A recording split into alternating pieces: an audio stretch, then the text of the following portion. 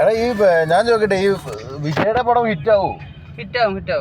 എന്ത് ചേട്ടാ, ബോട്ട് ഹിറ്റാവോ? ഏട്ടാ ബോട്ട് ഹിറ്റാവോ? ചാൻസ് ഇല്ലേ?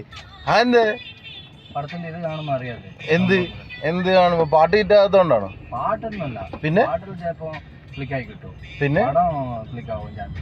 കാര്യം പറ, നിങ്ങൾ കണ്ടോക്കുക, അപ്പൊ മനസ്സിലാവും കഴിഞ്ഞത്. അല്ലെ നാളെ ഇപ്പൊ ഇറങ്ങുമല്ലേ പടം?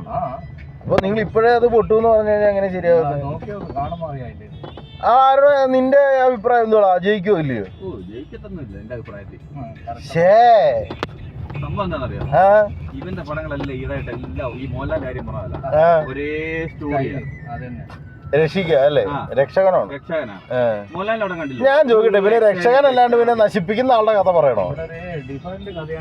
അല്ല ഞാൻ ചോദിക്കട്ടെ, ഈ നശിപ്പിക്കുന്ന കഥ പറയണോ? പിന്നെ എടാ പിന്നെ എന്നാ നശിപ്പിക്കുന്ന കഥ പറയണോ?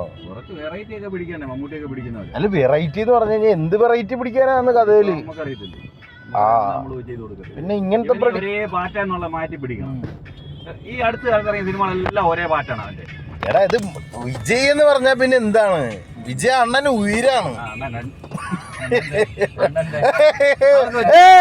അത് പറയല്ലേ. ഞാൻ ചോദിക്കട്ടെ, നാളെ എത്ര ദിവസം ഞാൻ ചോദിക്കട്ടെ, എന്താണേലും എല്ലാവർക്കും അറിയാം വിജയ് പടം എന്ന് പറഞ്ഞാൽ അതാണ്. നമ്മൾ പാട്ട് കാണുക, ഡാൻസ് കാണുക, ഒരു മാസ് ഡയലോഗ് പിടിക്കുക, സ്ലോ മോഷൻ അടിക്കുക, രക്ഷപ്പെടുത്തുക.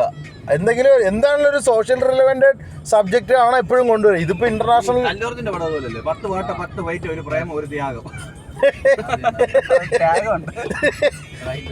ത്യാഗോ? പുഷ്പക്കകത്ത് എവിടെ ത്യാഗമുള്ള?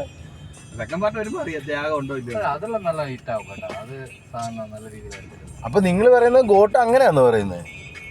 ഗോട്ടിനെ കുറിച്ചിട്ട് അങ്ങനെ ശരിക്കും പറഞ്ഞാൽ എനിക്ക് മനസ്സിലാവുന്നില്ല. ഗോട്ട് ശരിക്കും ഹിറ്റ് ആവണ്ടേ ഈ പടം? ഇൻഡസ്ട്രി ഹിറ്റ് ആവേണ്ട പടമാണ് ഗോട്ട്. എനിക്കൊരു കാര്യമുണ്ട്, നമ്മ അണ്ണൻ പടമാണ്, അണ്ണൻ പടത്തിന്റെ അകത്ത് അത് മതി.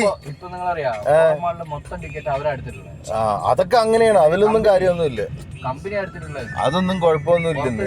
അതൊക്കെ ആരെങ്കിലും എടുക്കട്ടെ, പരിപാടി വർക്കൗട്ട് ആയാൽ പോരെ. പരിപാടി ഗംഭീരമായിരിക്കും.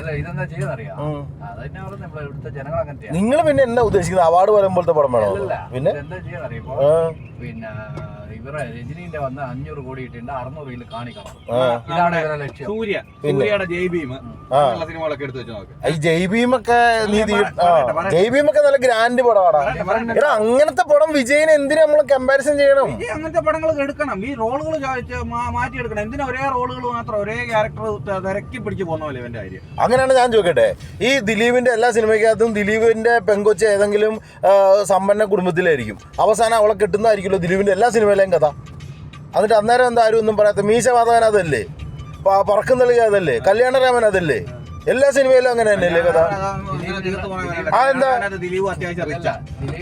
അത്യാവശ്യമുള്ള കഴിവുണ്ട്, എന്തെങ്കിലും കോമഡി കാണിച്ചെങ്കിലോ അത് പറഞ്ഞിട്ട് കാര്യമൊന്നുമില്ല. എന്താണേലും അണ്ണൻ ഉയിര്. നാളെ ഗോട്ട് കാണാം. Waiting for got.